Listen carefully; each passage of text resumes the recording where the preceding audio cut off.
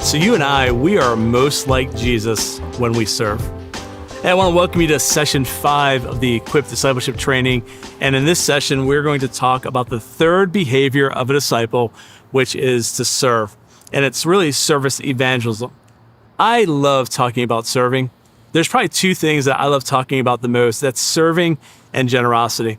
And I love talking about those because I really do believe that when we act in those, when we actually serve and we're actually generous, that we are most like Jesus when we do that. Now, how do I know that? Well, frankly, Jesus in his own words said that he came to serve and not to be served. If you want to be great, you got to be the least of these. You got to learn how to serve. And in the context of discipleship, a fully devoted follower of Jesus who is connected and growing is also going to serve. It's our third behavior.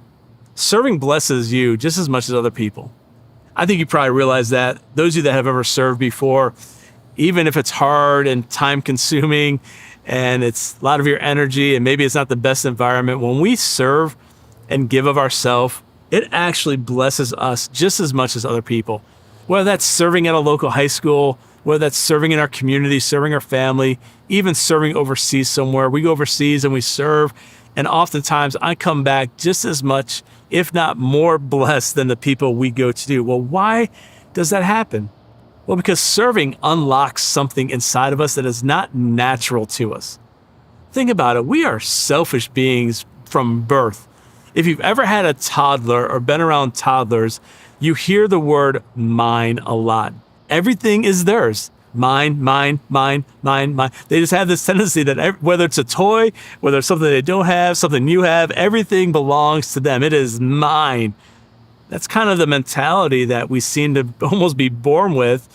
And it's against our natural habits to serve somebody, which means to me that a big part of serving is spiritual.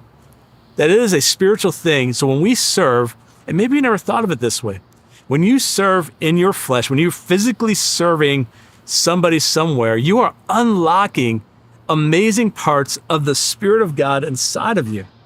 And when it comes to evangelism and service evangelism, this Bible we have is good news. In fact, it is the gospel, which means good news. But here's something I heard a long time ago. The gospel is only good news if it gets there on time. This gospel is only good news if people hear it. This gospel is only good news if it gets there to the right people at the right time. And you and I, we get to have the opportunity, hopefully the desire, because as a fully devoted follower of Jesus, part of my behavior has got to be the desire to serve and to give people the good news. I want to spend the rest of our time giving us the 5 steps of outreach. We've simplified it. You can make these as complicated as you can, but I wanted to give you a very practical way to implement service evangelism. So here we go, 5-step outreach. Number 1, if you're going to reach people, guess what you got to do? Well, you probably guessed it. You've got to spend time with people.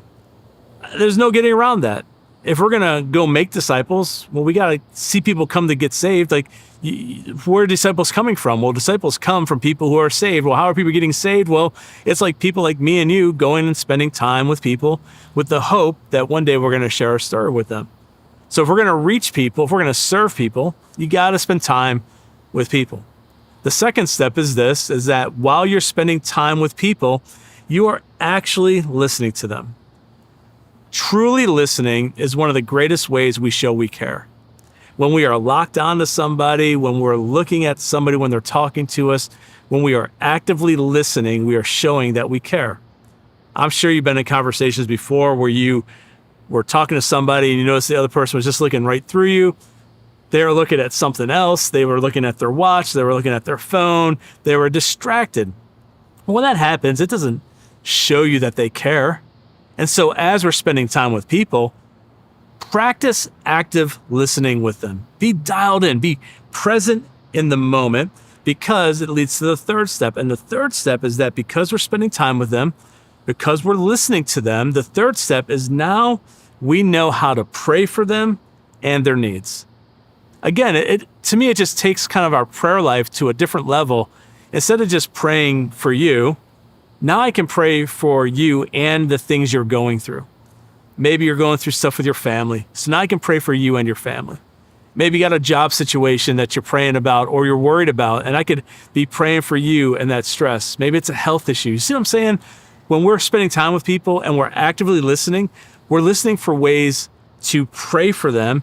And we're also, the fourth step is we're also listening and watching for ways to practically serve them. So practically serving is a key thing. Because I'm listening to you, I'm not only knowing how I can pray for you, but now I know how I can serve you better. And again, maybe you've been sick and so you've not been able to do yard work and it's stressing you out. What a simple way it is for me just to get my lawnmower and go cut your grass. Maybe you're so busy, you haven't had a date night. And so my wife and I will watch your kids for you so you guys can go out on a date night because we listen to that. You see what I'm saying? If we're not listening, we don't know how to pray for somebody, and we certainly don't know how to serve them, which leads to the fifth step. And the fifth step is that prayerfully, because you've been praying for them and serving them, at some point you will have an opportunity to share your story. That's why we kind of talked almost in the very first sessions or one of the first sessions about, do you know your story? Do you know how to share your story? See, it's important for you to actually know how to share your story because you never know. You could be simply serving a neighbor and all of a sudden they say, why are you so nice to us? Why out of all of our neighbors, why do you care? Why do you care what's going on in our life? Why are you bringing me dinner when I was sick? Why are you doing that? And instead of saying, well, I'm just being a good neighbor, what an opportunity to work in the why, part of your story. Makes sense, doesn't it? 5 practical steps of outreach. You gotta spend time with people, actively listen to them, pray for them and their needs, serve them, and share your story with them. That is key. So here are the final questions as we wrap up session 5, the third behavior of a disciple, serve. Here's some questions. Where has God put you? Your job, your school, your community. Who has God put around you? Coworkers, neighbors, classmates.